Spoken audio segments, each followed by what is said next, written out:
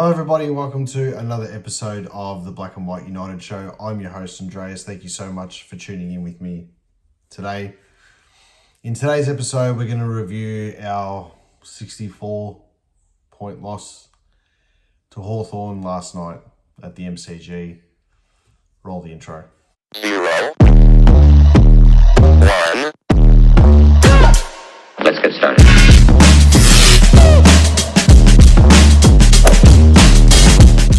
So I was going to do a review when the match finished and I got home and stuff, but I was talking to myself on the drive home in the car how I would go about it.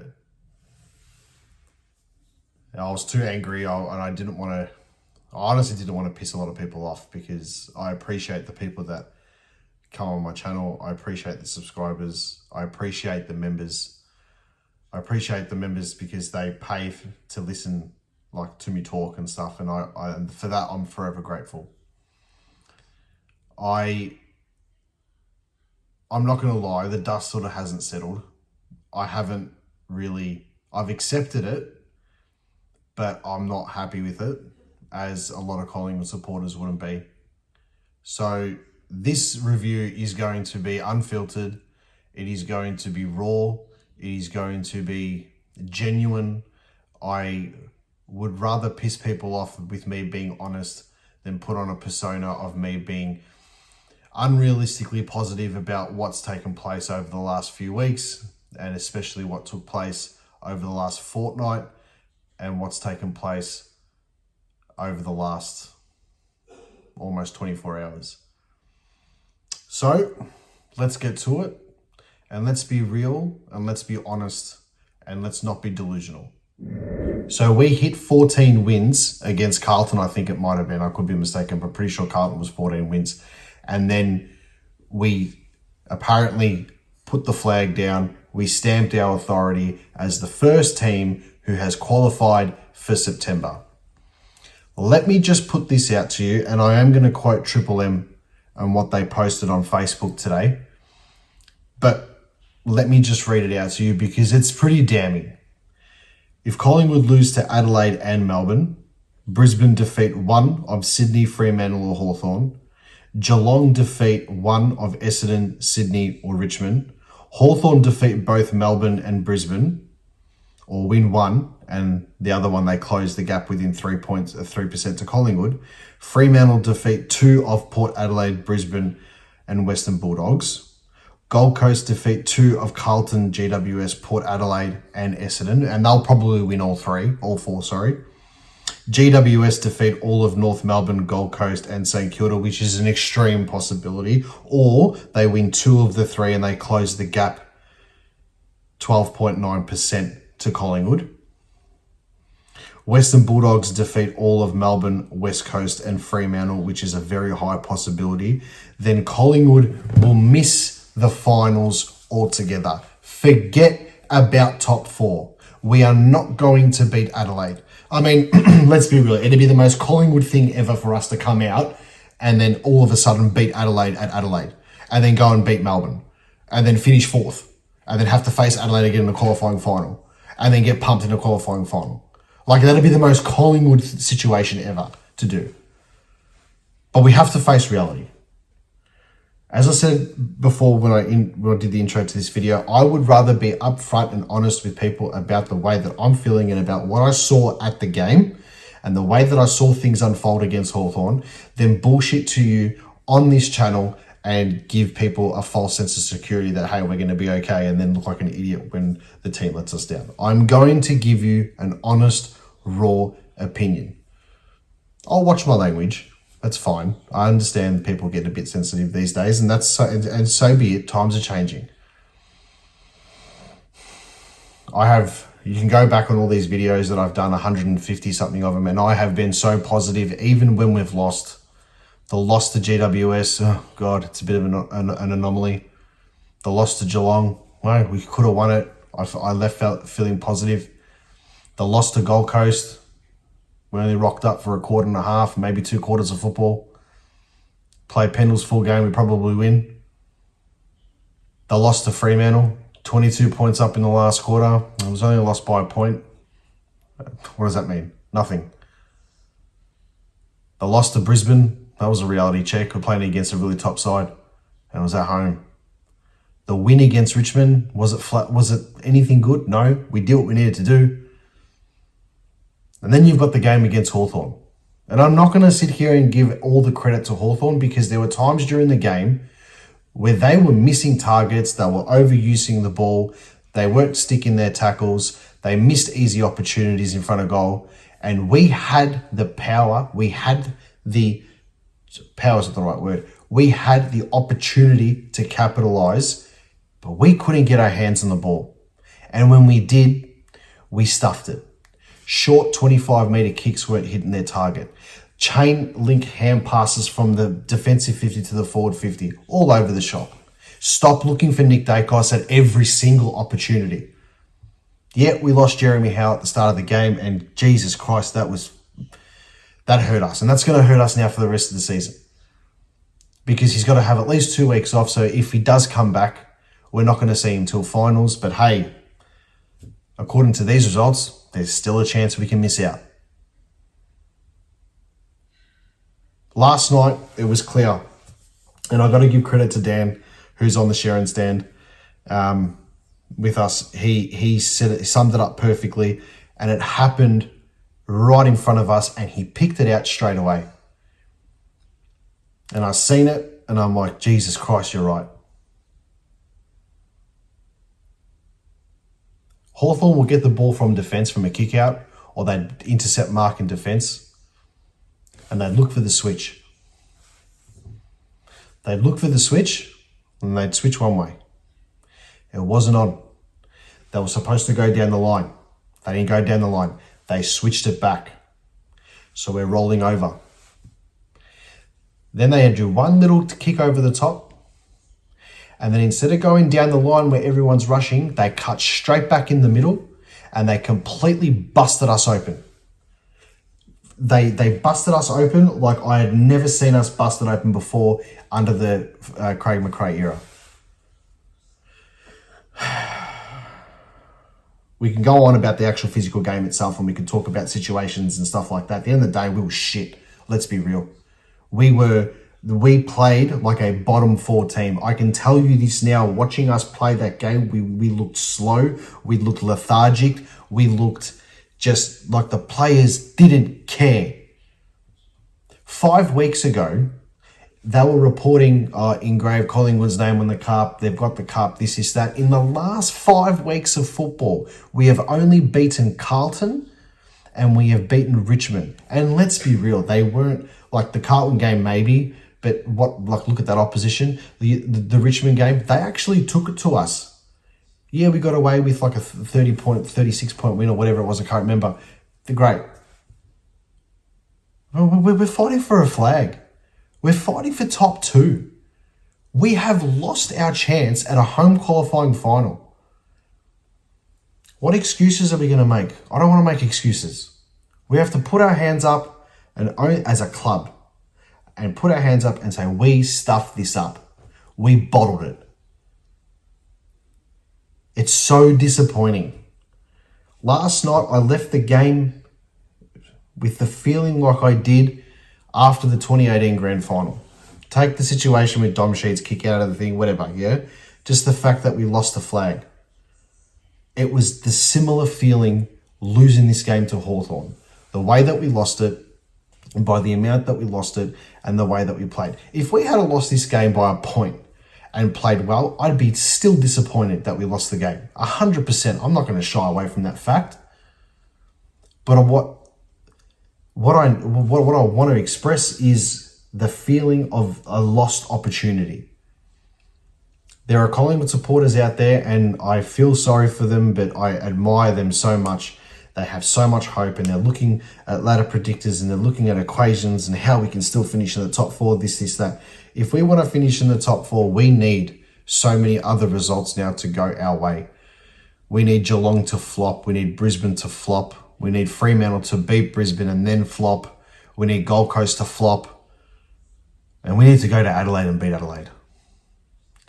If we're to have any hope this season, of doing anything special or making it a season to remember for any sort of good and positive reasons, that hope is pretty much evaporated now. And this is me being a realist, and this is me being absolutely I'm just devastated, just like so disappointed in the way that we played. Why do I think this has happened? Why do I think this has happened? There's no right or wrong answer. There's no... I could be completely wrong with what I'm about to say, but the people that I've spoken to have said very similar things. There is no consistency in the team that we've got. I'm not going to buy the argument that we're old or about our age demographic. I'm not going to buy that argument. I'm sorry, I'm not. Because we're taking the piss out of teams earlier on during the season. With that being said, did we peak too early? Probably. Yeah, we probably did. But what I think has happened here is that over the past, or pretty much since before the bye, and maybe even like way before that, even when we're winning and the effect didn't start happening noticeably, was the ins and outs with the players being managed. I get you got to manage players that are a bit older and stuff like that, but I'm sorry, if you're playing AFL football and your body is at absolute peak physical capability, you need to be playing. If you're at 80%, you don't rest the player, you play them. We're talking about systems and we're talking about process and thing. That's fine. And McRae said it perfectly in his interview, and I applaud him in that sense for not shying away from it and facing it. But at the end of the day, football is a results-driven business. You need to have progress, but we're going to judge your progress not by what's happening behind closed doors or we can't see. We're going to judge it by what we see and what's put on display out on the field. And the last 5 weeks of football have been nothing but bottom four material. I'm still holding on to the hope that we're going to beat Melbourne. We've got to stop with these changes, these managers of players, this, that, take Lipinski out of the Gold Coast game, take Mychek out of the Gold Coast game. Oh, he's a bit bruised up, blah, blah, blah, whatever. If he's 80%, he's ready to go. Bobby Hull had gastro. Has anybody seen what Scotty Russell did back in the day? Wearing white shorts, had gastro, shat himself on the field, kept playing. Like, seriously, come on. It's frustrating. I'm upset, as we all are. It's deflating. We're flat. The team is cooked. But I still have inside this belief. Where this belief is, maybe it's because we won the flag a couple of years ago and the majority of the group is still the same. I still have this belief that we can achieve something this season, but I don't know how now. The Fremantle loss is probably one of the biggest turning points of the season. It hurts. I'm glad the club apologised, but what we need to really be apologising for is letting someone like Steele Sidebottom down in there. Don't worry about Harry Perriman's 150th. That's fine. I mean, you would have liked to win it, but that's fine. But Steele Sidebottom's 350th game, and he had a pretty down night as well. Let's be real. There were no standout players. I thought probably our best player was Darcy Cameron, and that's my personal opinion, and that was probably one of his worst performances of the year. Not his fault, really, just the way that Hawthorn were able to capitalise on where he was positioning and stuff around the ground. Really disappointing for Steele. He didn't deserve that at all. Are we taking this too easy? Did we peak too early and then we were like, oh, we're 10 points clear, 10 points clear on top of the ladder? Seriously? I know there's going to be people that are going to be upset with what I'm saying because I'm always so positive and I'm always thinking, but I have some belief somewhere. I think it's just a hope that we might be able to pull something out of our ass here and surge into the finals and stuff and maybe sneak a top four and give Adelaide a bit of a shake. Who knows? Maybe other results go our way, but that's just being too optimistic. We have to be realistic in this situation. We've dropped games we shouldn't have dropped. I'm okay losing one of the... If we lose to Hawthorn and then we beat Brisbane or vice versa, or we lose to Gold Coast by a goal, but we beat Port Adelaide 22 points up in the last quarter. Come on, man.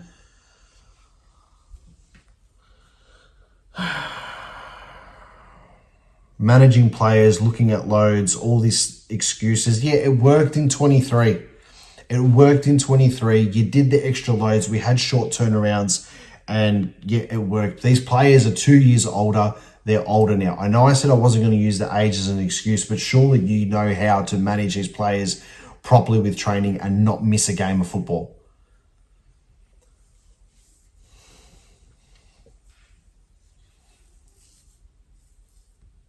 Our backline is a mess at the moment, and if there is anyone now that argues with me argues the point, sorry, not just with me, but just the debate, the point in general about Jack Silvani coming to Collingwood and that we shouldn't get him, this is that, go watch the full replay of the last 2 weeks and have a look at our backline. Have a look at our backline and tell me, what type of lockdown defender do we need? Forget his last name, forget where he comes from, forget his dad, forget his grandfather, whatever it is. He is the exact sort of player that we need in our back line to support players like Frampton, to support players like Darcy Moore. We still haven't recovered from Nathan Murphy. We still haven't recovered from it. We've had patches where we've had the defence working good and Darcy Moore's been able to play that type of role, but we haven't recovered from the loss of Nathan Murphy, sorry. He was too important for us.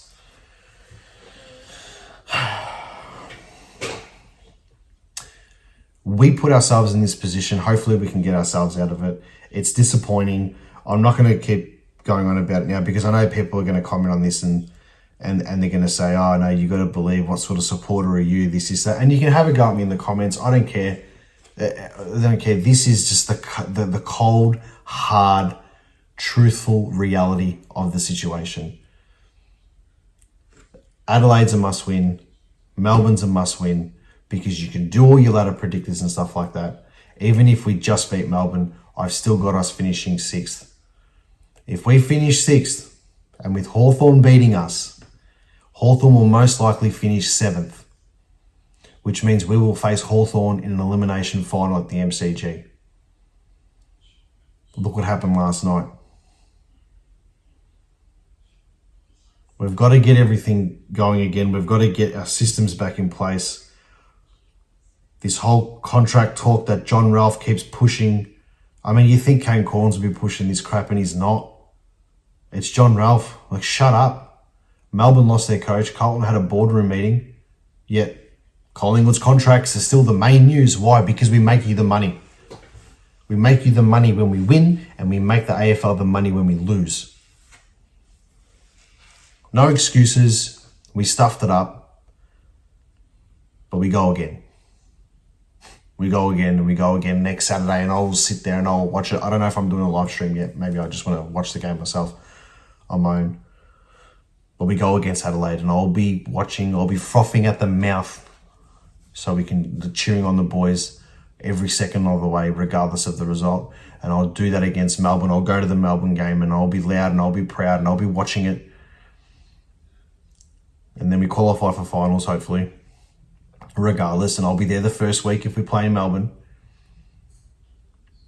And we push on. We've got to get these things fixed because our season right now is on life support. And we're dying a very quick death here. It's just a shame to see where we were, obviously, previously. Only just over a month ago. Anyway, that's all for today. Make sure you drop a comment, tell me what you think. Call it as you see it. Don't be scared. Drop a comment, talk. Let's vent. And as always, go the Pies.